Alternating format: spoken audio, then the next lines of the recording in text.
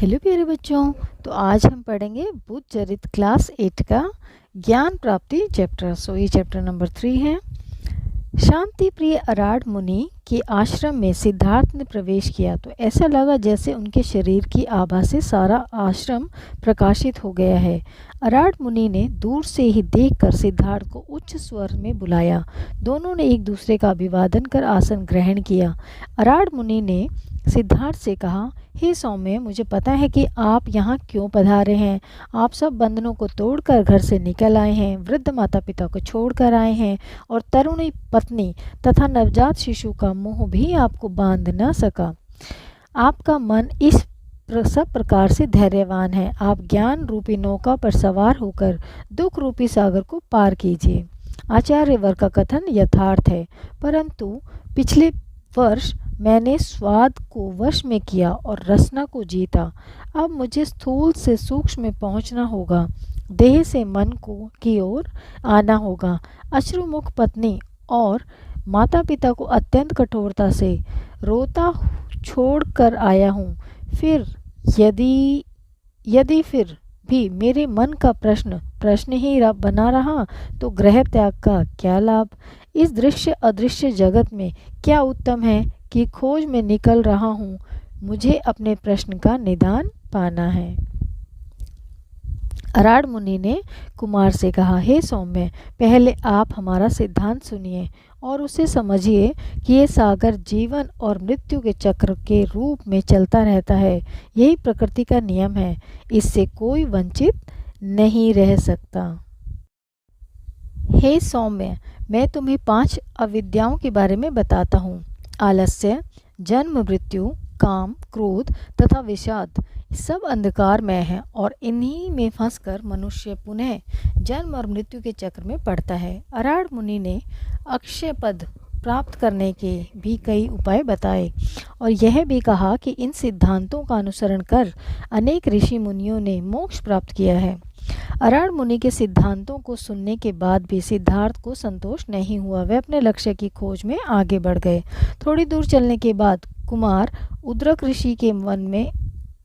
ऋषि के आश्रम में गए।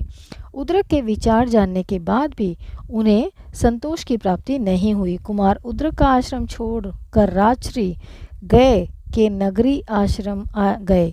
कुछ समय पश्चात कुमार को एकांत विहार की इच्छा हुई। उन्हें नैरंजना नदी के तट पर निवास करना उचित लगा। नैरंजना नदी पर उन्होंने 5 भिक्षुओं को देखा जिन्होंने अपनी इंद्रियों को वश में कर लिया था। बोधिसत्व ने निराहार रहकर कठोर तप प्रारंभ किया। 6 वर्ष तक कठोर तपस्या के कारण वे कृशकाय हो गए। फिर भी उनका मुखमंडल का तेज बढ़ता ही जाता था। कुछ समय के बाद बोधिसत्व को ऐसा एहसास हुआ कि कठोर तपस्या से व्यर्थ ही शरीर को कष्ट होता है, अर्थात दुर्बल व्यक्ति को मोक्ष की प्राप्ति नहीं हो सकती। उन्हें लगा कि मुक्ति का उपाय आहार पर ही निर्भर है, अतः उन्होंने भोजन करने की इच्छा व्यक्त की। कृशकाय बोधिसत्व तपश्चर्या से अत्यंत दुर्बल हो गए थे। फिर भी वे धीरे धीरे नैरंजना नदी के तट की ओर गए और स्नान करके वृक्ष की शाखाओं का सहारा लेकर ऊपर आए। उसी समय समीप के गांव की गोपराज की कन्या नंदबाला खीर से परिपूर्ण पात्र लेकर उनके समक्ष उपस्थित हुई। नंदबाला ने बोधिसत्व को प्रणाम किया और खीर का पात्र उन्हें सौंप दिया।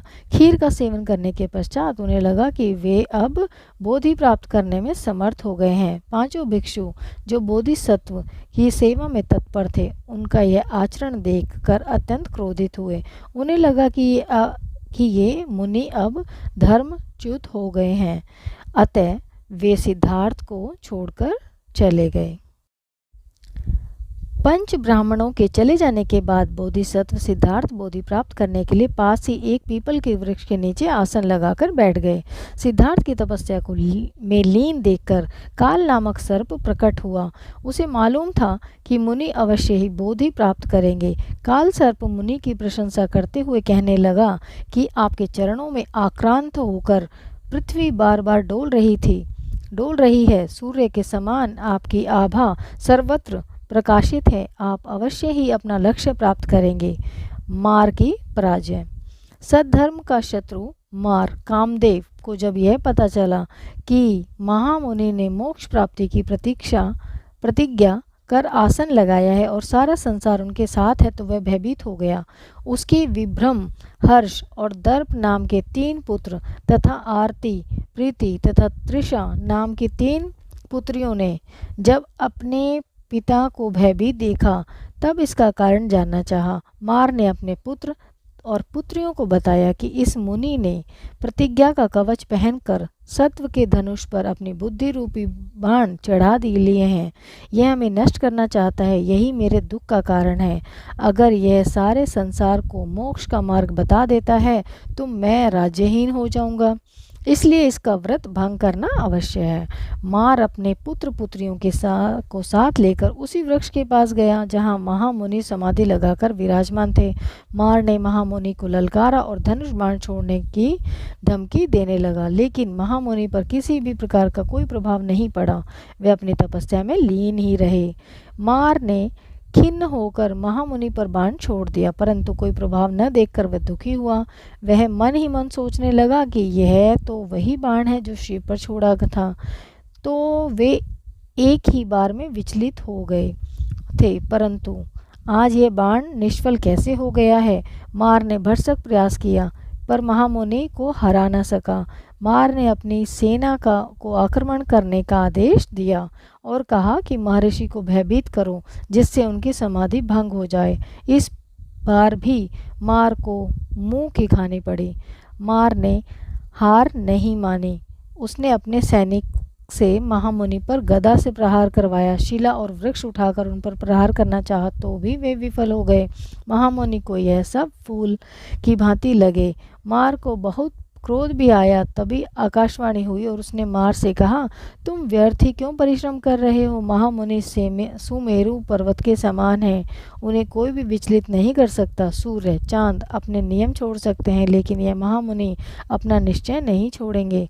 अदृश्य जीवन में चेतावनी देते हुए कहा, देखो, क्षमा रूपी जटा, धैर्य रूपी दृढ़ मूल, चरित्र रूपी पुष्प, बुद्धि रूपी शाखा और धर्म रूपी फल देने वाला यह वृक्ष उखाड़ने योग्य नहीं है। यह वही स्थान है जहाँ प्राचीन काल में अनेक मुनियों ने साधना की थी। यह स्थान भूतल की नाभि है, इसलिए हे मार, तुम व्यर्थ परिश्रम मत करो। अदृश्य जीव की बातें सुनकर मार खिन्न होकर वहां से लौट गया। बुद्धत्व प्राप्ति। ध्यान की समस्त विधियों पर पूरा अधिकार प्राप्त करने के बाद रात्रि के प्रथम प्रहर में उन्होंने अपने पूर्व जन्म की परंपरा का स्मरण किया।